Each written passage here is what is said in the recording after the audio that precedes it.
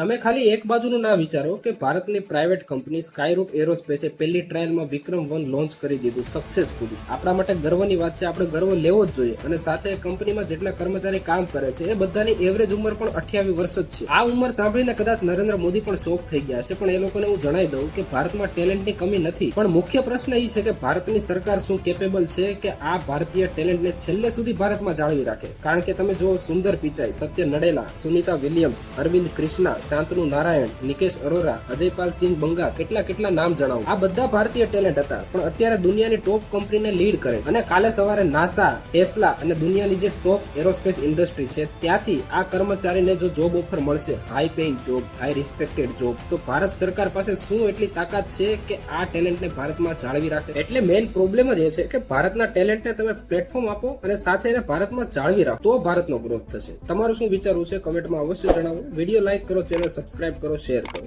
Jay Hind, Jay Bharat.